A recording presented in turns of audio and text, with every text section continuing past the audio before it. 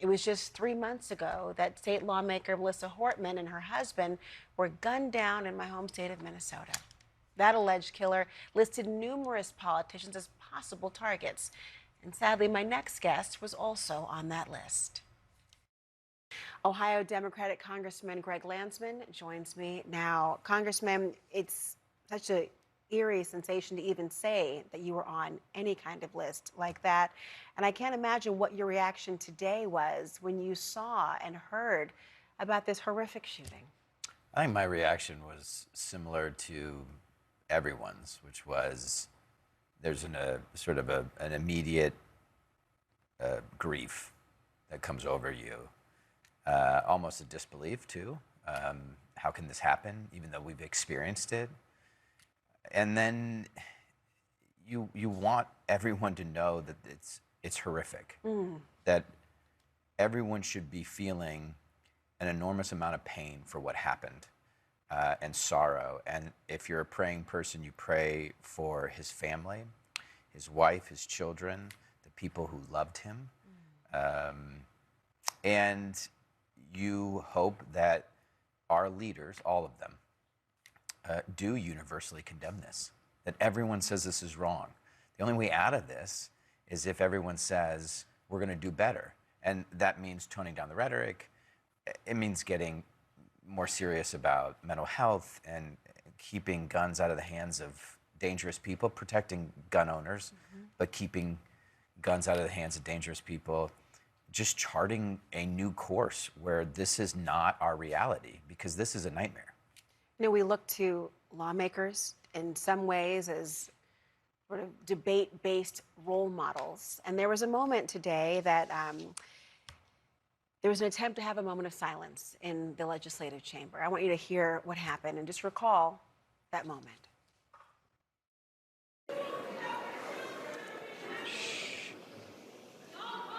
Let's, wait a minute. The House will be in order. The House will be in order. The House will be in order.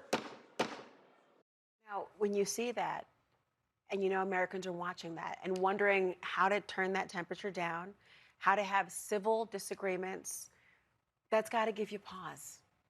Yeah, it did, although I was in the House chamber. And I also saw most everybody else trying to take a seat as a way to demonstrate calm. And there were more people saying, shh, let's not do that. There's a time when emotions run high, but what was being offered was a moment of prayer. And I'm a praying person, that it helps me.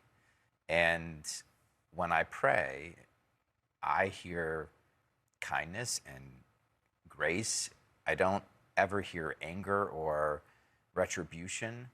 And I think for those who pray, this is one of those moments where praying is going to be very, very helpful. Yeah. And ultimately, just sitting quietly and letting yourself feel this is going to help us get through this in a way where we're better off. I mean, if that's possible, and I think it is. And I want the message, or at least the sort of path forward, to be one where we recognize this is happening across the board.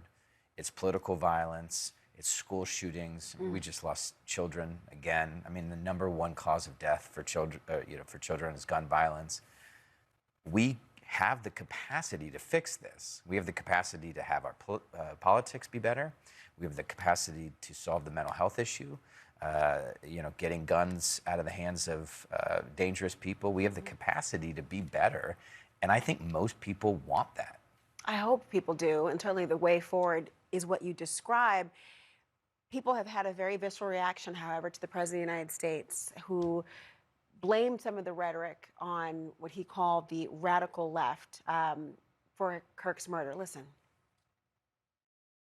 For years, those on the radical left have compared wonderful Americans like Charlie to Nazis and the world's worst mass murderers and criminals. This kind of rhetoric is directly responsible for the terrorism that we're seeing in our country today, and it must stop right now. What do you hear from the president? I choose to lead by example.